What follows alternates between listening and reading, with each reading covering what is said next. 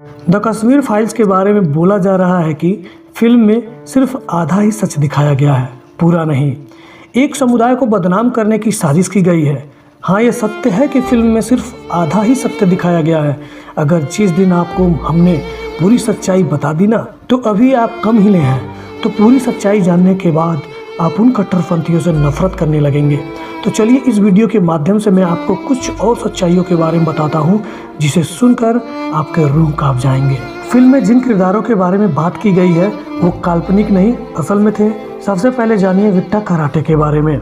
Vitta karate का असली नाम फारूक अहमद डार था। ये वही विट्टा कराटे है जिसने 20 कश्मीरी हिंदुओं का कत्ल किया था। ये शख्स सिर और दिल पे निशाना लगाकर मार दिया करता था।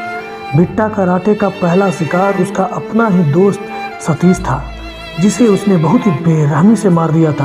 विट्टा कत्ल करने के बाद इतनी आसानी से निकल जाता था कि उसे रोकने वाला भी कोई नहीं था। और विट्टा कराटे को 1990 में पब्लिक सेफ्टी एक्ट के तहत गिरफ्तार किया गया। 2006 तक विट्टा कराटे जेल में रहा और सबूतों के अभाव में उसे जमानत मिल गई। फिर 2017 में आतंकवादियों को फंडिंग देने के जुर्म में उसे फिर से दोबारा गिरफ्तार किया गया और तब से लेकर अभी तक वो जेल में है। अब बात करते हैं फिल्म के दूसरे किरदार राधिका मेनन की, जो कॉलेज में प्रोफेसर हैं और बच्चों को सिखाती हैं कि कश्मीर भारत का हिस्सा था ही नहीं, वो भारत से अलग है। इस फिल्म में एक किरदार और है सर्बानंद कौल प्रेमी जी की, जिसके साथ जो वारदात हुआ सुनकर आपका दिमाग कांप जाएगा। सर्बानंद जी कश्मीर के मशहूर कवि और लेखक भी थे।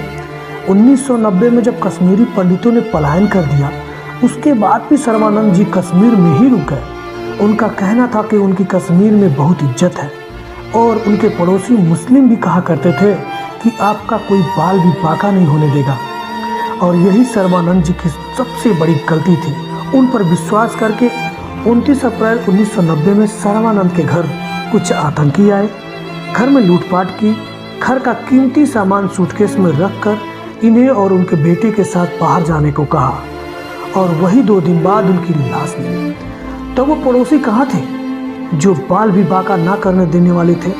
और हैवानियत का अंदाजा आप इस बात से भी लगा सकते हैं कि सर्बानंद जी माथे पर तिलक लगाया करते थे, उसी जगह पर लोहे की राड से छेद कर दिया गया था।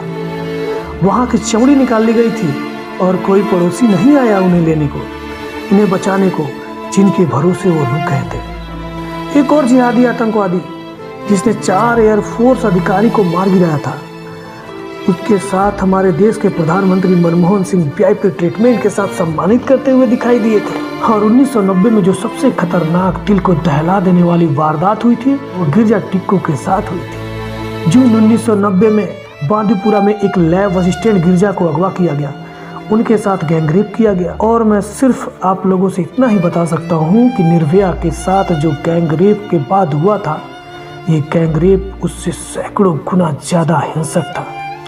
और उसके बाद गिरजा टिक्कू को आरे से काट दिया गया था। गिरजा 11 जून को अपने कॉलेज से अपनी सैलरी लेने गई थी। उन्हें 5 आतंकवादियों ने अगवा किया था, जिनके साथ गैंगरेप किया गया और उन्हें जिंदा आरे से चीर दिया गया। उस वक़्त जब आरे से उन्हें चीरा गया, उस वक़्त वो जिंदा थे।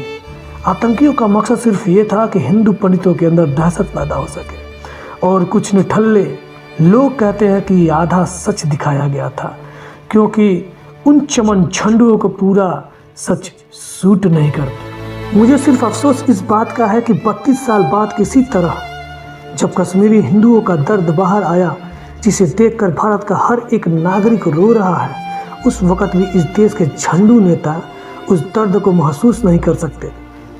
दोस्तों, उस वक्त भी नहीं किया गया था उनके दर्द को महसूस, और अब भी नहीं कर। तो ये कुछ मात्र छोटी सी सच्चाई है, जिसे बताते वक्त मेरी रूह, मेरे होठ लड़बड़ा जाते हैं। बहुत हिम्मत जुटा करके ये बता पाया हूँ इस वीडियो में। दोस्तों, कुछ भी सच्चाई जानकर अगर आपको कश्मीरी पंडितों पर थोड़ा सा भी सहानुभूति आई हो, तो इस वीडियो को शेयर ज़रूर कीजिएगा, जिससे और भी सारे भाइयों को सच्चाई के बारे में पता चल सके। वीडियो लाइक करना ना करना आपके ऊपर डिपेंड करता है। और इसी तरह और सच्चाई और फैक्ट के लिए अपने भाई के इस चैनल को सब्सक्राइब जरूर कर देना। आप अपना और अपने परिवार का ख्याल रखना। जय हिंद, जय कश्मीरी पंडित, जय भारत, नमस्कार।